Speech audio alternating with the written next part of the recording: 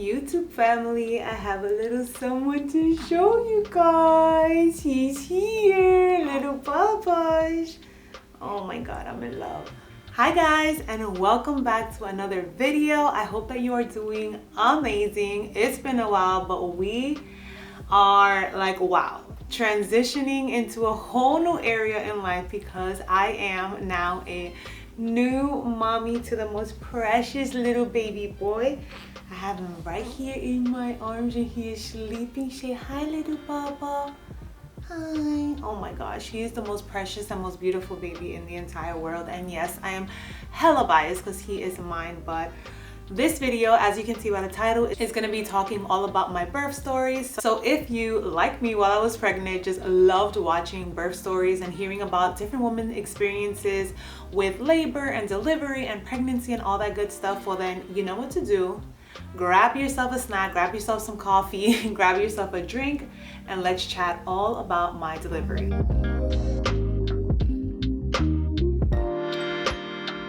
I have my notes here on my phone because I want to make sure that I don't skip or go over any specific. So the first part is going to be the pregnancy. Quickly and just overall recap, my pregnancy was such a good one. Thank the good Lord.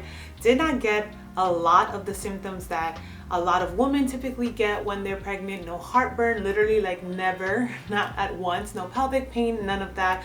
Just the typical, you know, obviously the belly is growing, baby is moving and things like that. But overall, pregnancy was a breeze. Like literally sometimes I would have to like look down and that would be the reminder that's like, hey, I have a whole baby going inside my belly. So the first 34 weeks I would say is just that. Of course, the first trimester is just like a ton of sleeping and the typical symptoms in that, but even that wasn't so bad. No vomiting. I think throughout the whole entire course of my pregnancy there was about 3 instances that I threw up, and I think it was what I ate specifically. So pregnancy overall was great. It was so positive and nothing like I had heard from other people, because I feel like for the most part it seems like it's just such a scary thing and it's just going to be horrible and terrible. And of course, different women have different symptoms and experiences. But I was scared to death prior to getting pregnant of being pregnant, because I'm just like, that does not sound like fun. Sounds like every single day there's something new. And granted, let me tell you, every single week there is something new. But you learn to just deal with it. And at least with me, the affirmations and just words that I would remind myself is, my body knows what to do. Millions and millions of women have done this before. God created me to be able to form this baby, grow this baby, and deliver this baby. All is well, all is in God's hands. So just keeping that positive mindset also helped a ton. I would definitely also say that having my husband around, oh my goodness, bless his soul. I say it all the time, having a good support system, especially to just be able to, baby boy is in agreement. Just to be able to help you emotionally balance yourself is key. So he was just such a good support system in just trying to understand what was happening with my body. We had a book that we would read that kind of is dedicated to dads, to just tell you each week what's happening with baby, what's happening with mom, and what to expect and how to help. So overall, pregnancy was great.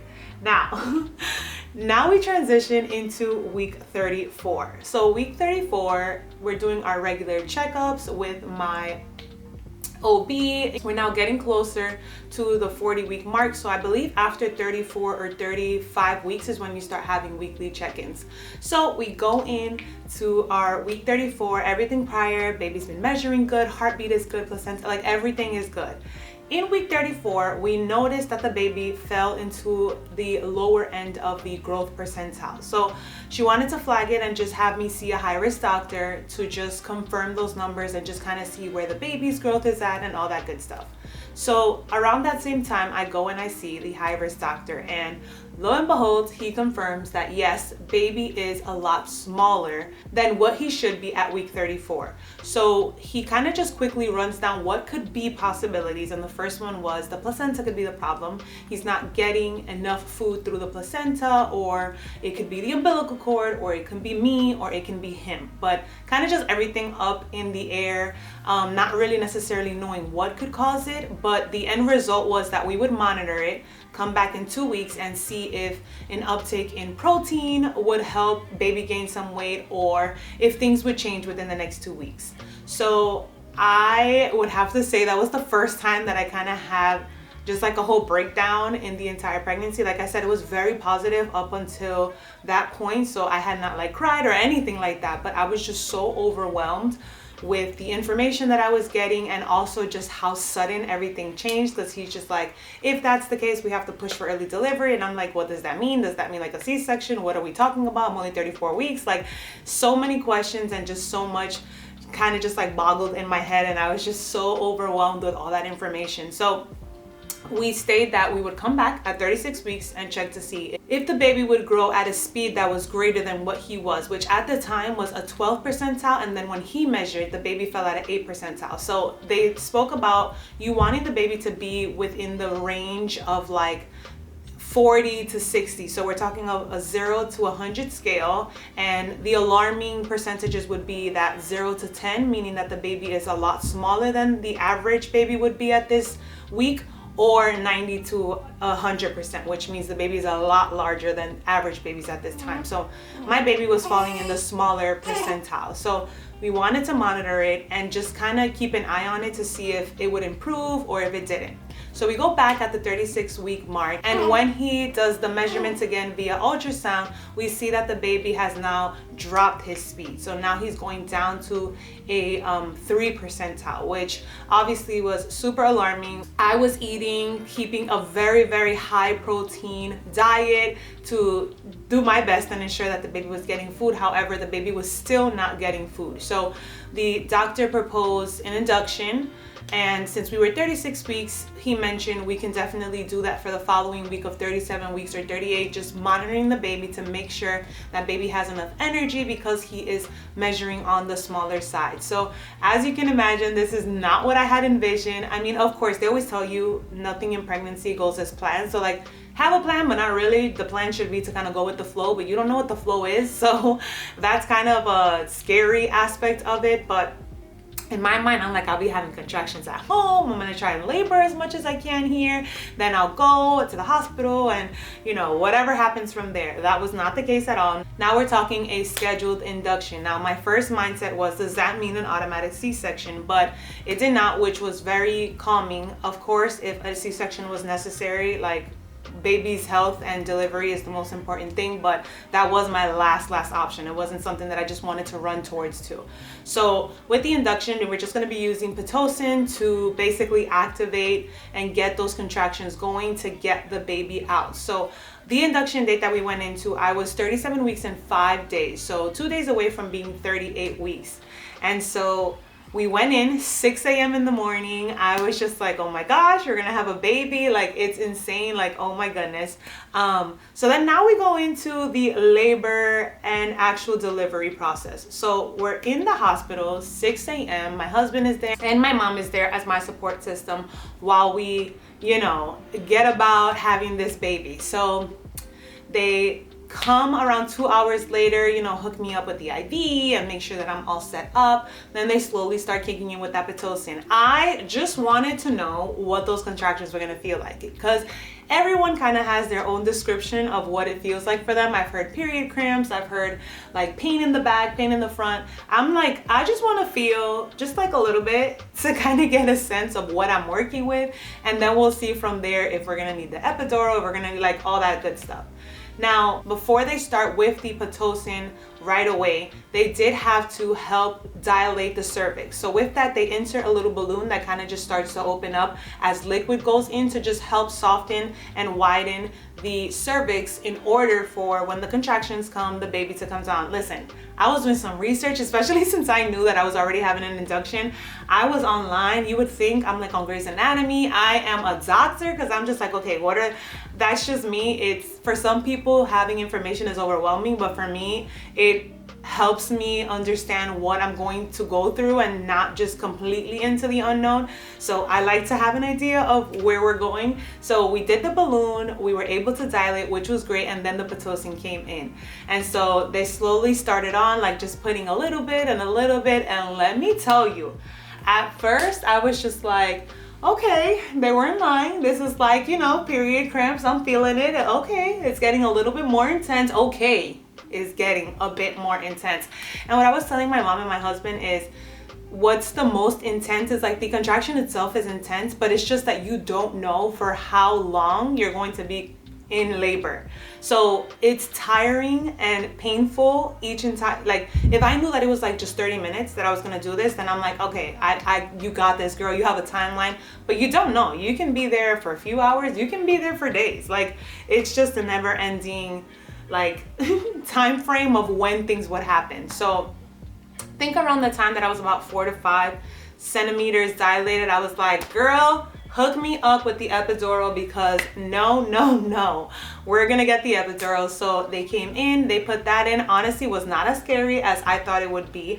Granted, I don't mind or care for needles, like that doesn't freak me out or make me go crazy. So but let me tell you, the epidural was my bestie, because it completely numbed the pelvic stomach area. So like I can see the contractions, because you can literally see your stomach contracting when it does, but I wouldn't feel the pain. And the legs, girl, the legs were completely numb. So that helped a ton when it came to just like managing the pain. So from there, it's just honestly a waiting game to see when we're fully dilated to the 10 centimeter, making sure that the baby's head is starting to drop. And then at some point they came in and also just broke my water, which they mentioned would kind of just like speed things up a little bit with the baby coming down. So then comes the getting ready to push part, and with this they were just like, okay, the baby's gonna start coming down. When you feel like you need to poop, let us know, because this is when we're gonna start to push. You're gonna feel like an intense sensation of needing to push. And I'm just like, but how will I know? Like I feel like I have to poop, but like how will I know that it's not actual poop? They're like, when you know, you know. And let me tell you, when you know, because I was 10 centimeters and the baby was not, first of all, the baby boy was just not trying to come down. Like he was cozy. He was just like, why are you guys trying to force me out of here? Why are you giving me an eviction notice? I didn't ask for this. Like, what's going on? But the whole time they were monitoring his heartbeat, and he was fine. I was fine. So it was literally a waiting game. But every position that we would try and move to see if he would move down, he was not trying to go down. I would still feel his like little legs up in my rib cage, and I'm just like, this child is not trying to go down. So now it's like midnight of the day that we went in. We went in on a Tuesday. It's more like it's around 1 a.m. on the Wednesday morning. Little man is still not trying to come down. So they start doing different positions to just try and like move things around. And then the last one that they did was the peanut. So they put the peanut in between the legs, and they had me like kind of just laying this way with the peanut in the middle. Literally maybe like 5 minutes in, I was like, okay, I feel like I need to push. So the nurses come in, my doctor comes in, and then the baby's doctors come in. And it is just like my hoo-ha is on a whole like spectacle, like we are the star of the show, and they get me in position to just start getting ready to push. So the method is that you push with every contraction that you get, because that's what gives you that pushing sensation. So we had the first one of just practicing, and they show you like breathe in 1 2 3 4 5 all the way up to 10, release, do it again. So about 3 of those. So I started doing maybe like 3 or 4 of those, and then she's like, okay, I see the baby's head. And I'm just like, oh my god, like in my head I'm just like, oh my gosh, like this is an actual baby coming out, like what is going on? I have my husband on one side, I have my mom on the other side, and then we just start to push from there. And in one push the baby's head came out, and then in the other push the entire body came out. So baby boy is out. I'm still trying to capture what's going on, and they place him on me, and I just see, you know, he's full of that white, yellow, gooey stuff, and he's so long and he has so much hair, which I was so shocked about, because like I said, I had no heartburn, and they always say that you get heartburn if the baby's gonna have a ton of hair. So I'm like, is my baby gonna be bald? But he had so much hair, and then they took him immediately. So they placed him on me for maybe like literally 3 seconds. My husband was able to cut the umbilical cord, and then they took him to the little station where they always take them right in the room. Baby boy did not cry. So I'm still here, like laid out in the bed. My doctor is like, you know, directing me because I still have to deliver the placenta, but I am just focused on the fact that this baby is not crying.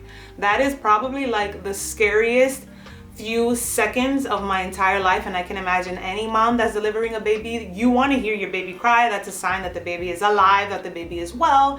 You know, this child was not crying. So I'm just looking over at all the doctors and I'm just like, what is going on? They're like moving him, they're shaking him, you know, trying to just like get him to start crying. Like, he is not crying at all. So I'm obviously super worried. I'm looking at like my husband, and I know he's trying to not show that he's worried because he doesn't want me to worry, but we're both just like, what is going on? Because we knew that he was so much smaller, and prior to this they had told us that smaller babies tend to have less energy and that the whole labor process can be kind of exhausting for them. So he finally lets out, like, it wasn't even a cry, he was just like annoyed. He's like, eh. And so from there they take him straight to the NICU. They hook him up with oxygen, and so I wasn't really able to see him afterwards with that. They took him to the NICU. I had to stay in my room because obviously they need to make sure that I'm not bleeding. They did all of like the massaging on the stomach to make sure that there's no internal bleeding, all that stuff. So he's in the NICU, and so my husband goes to just see where he's going to be and, you know, just keep and stay updated with what's going on. So after about an hour or two, I'm transported over to the postpartum section, and homegirl was like, I want to go see my son. So I was feeling good. My legs weren't super numb anymore from the epidural. So I peed and all that good stuff, got up, and I'm like, I want to go see my baby. I haven't even seen him. Like, I want to see him. I want to see how he's doing. So I walk over with my husband to the NICU side of the hospital, and it's the first time that I see little man, like outside of, you know, the 3 seconds that I had on him, and he's like all hooked up. He has like his little oxygen. They have like little EKG tabs on him, and so they tell us that they're monitoring his oxygen, and he just had a delayed response to delivery. Like, homeboy was not happy that he had to be evicted, so he was not crying. Like, he was not trying to do anything that he had to do. And so they explained to us that when they are a little younger like that, 37 weeks, even when they're born full term, it's a huge adjustment from being in the belly to now coming out. They have to like breathe, and they have to eat, and all that good stuff. So he was just having a delayed reaction, but he scared the crap out of me because I was just like, oh my God, what is going on? What's going on? So after they monitored his oxygen, they had told us too that they were going to monitor his eating. Now, because he wasn't getting enough food in the stomach, which, by the way, turned out to be the umbilical cord. It was, my doctor, when she saw the umbilical cord, it literally looked like a curl. It was coiled, and it was so dark, and she just like, oh my goodness, this is the culprit. Like, this is not what they're supposed to look like at all. And this is most likely why the baby was not growing. He wasn't getting sufficient food through the umbilical cord into the placenta for him to be able to eat. And the crazy thing is that we would have never known. That's not something that shows up on an ultrasound. It's not something that, you know, you can figure out until the delivery. So I'm so thankful that, although it was so scary to hear that we were going to be induced and delivering him early, that we took action on that, because God forbid if we would have waited for a natural delivery, it could have been to a stillborn, because he would not have gotten enough food throughout the last few weeks where they are supposed to be gaining almost half a pound, I believe it is. He would not have been gaining that at all. So I'm so thankful and so grateful. Let me know if any of you guys have ever experienced anything like that. Like, anything can happen, which is so crazy in delivery, that can just change and shift things. Like they had mentioned, it could be that the umbilical cord has a knot, and that can be a reason. Like, there's just no way of knowing until you deliver and see it outside. So let me know if you've ever heard of anything like that, because for me, this was the first time. I was just like, oh my gosh. But I'm so thankful to God, first of all, and also to just the medical team, the nurses, the NICU, the doctors that throughout all their years of studies and also just experience are able to propose different options of delivery for healthy babies. But because we found out that he was on the smaller side and he wasn't growing, we wanted to make sure that he would be able to properly feed outside of the womb, whether that's formula or breast milk. Now, because I wasn't producing milk yet, we did give him some formula, so we started him on that, but I was also pumping out colostrum. So every single time that I think it was about every 3 hours, I would pump, we would collect the colostrum, and then go take it to him. So at first he was having some trouble just like getting the hang of sucking, breathing, and swallowing. And they said, once again, that's very typical in babies that are born on the earlier side to like, you know, 36 to 38 weeks, because they develop that function towards the end of the pregnancy. So they were just monitoring that, monitoring his feedings, and making sure that he was getting enough liquid so that everything can kind of just like digest. So he still had mucus inside, all that stuff that naturally the baby either crying or eating, pooping, peeing would release that. So because he was having trouble with that, his bilirubin levels went up. So the first day that I'm in the hospital, he's in the NICU the whole day. We're waiting to see if we'll get him in the nighttime. They say they're gonna keep him overnight just to make sure and monitor. The next morning, I'm thinking I'm gonna get him while I'm in the hospital. They come in and hit us with the bilirubin. His bilirubin is high because he wasn't eating enough. The liquids weren't cleaning out the insides and getting rid of that yellow pigmentation that was inside his stomach. So they had to keep him now another 24 hours under the blue light to help him be able to just like get those numbers under control. So he wasn't with me at all throughout the entire hospital stay, which was like a little bit sad for me. The second day, I was so hopeful that I would get him. And when they told us that they were keeping him again, I just got so sad, because I'm just like, I haven't had my baby. I hadn't like been able to hold him. I hadn't at that point like been able to kiss him, like, or even just like feed him or change his diaper, anything like that. Like none of the experiences that I thought I would have in the hospital. I even brought like the blanket and his name, like to take the little pictures of him in like the little glass cube. None of that was able to happen because he was in the NICU the entire time. But thankfully we were able to go visit him whenever we wanted to. Me and my husband, his dad, were able to. Nobody else was able to visit him there, but we were able to go whenever we wanted to just sit there and like watch him. And as he started to get better by day 2, we were then able to feed him. So I was able to get the bottle and feed him. We also tried like breastfeeding him and seeing how he latched on, but because he was so small and because making sure that he was fed was such a priority, we kind of just like shifted into making sure that he was getting bottle fed and drinking a sufficient amount of ounces so that we can regulate his stomach. So that was the second day. The following day, which was Friday, so I gave birth Wednesday morning. So the entire day Wednesday he was in the NICU, the entire day Thursday he was in the NICU, and so I was discharged Friday morning. And so Friday morning they told us they would let us know if they would let him you know, go home with us or if he would have to stay another day. So I'm like, God, please let him leave with us so that I can at least have the coming home together experience. But that wasn't the case. He had to stay one more day for monitoring, but he was doing so much better. He was eating, especially when me and his dad would go, which I think is what he wanted and needed, just that comfort of someone that he knows. He was eating so much and literally he was just changing. He was filling up. It was just so cute. His bilirubin levels went down, but they wanted to just make sure because they said that sometimes when it goes down it can rebound. And so we came home Friday night and just kind of made sure everything was all set, and then it was confirmed that we were going to be getting him Saturday afternoon.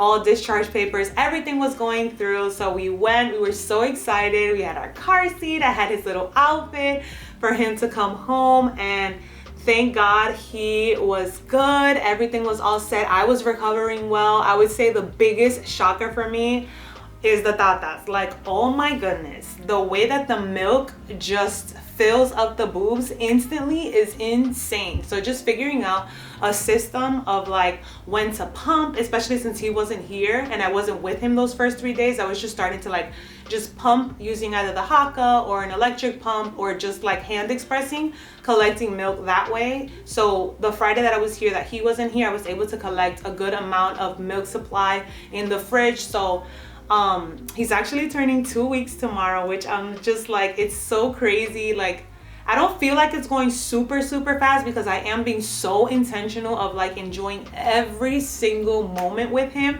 I'm trying to practice not saying like, I can't wait until he does this, I can't wait. I'm practicing like, I can wait. I want to enjoy each moment that I have with him, each stage that he's in. He's already filling up so much more.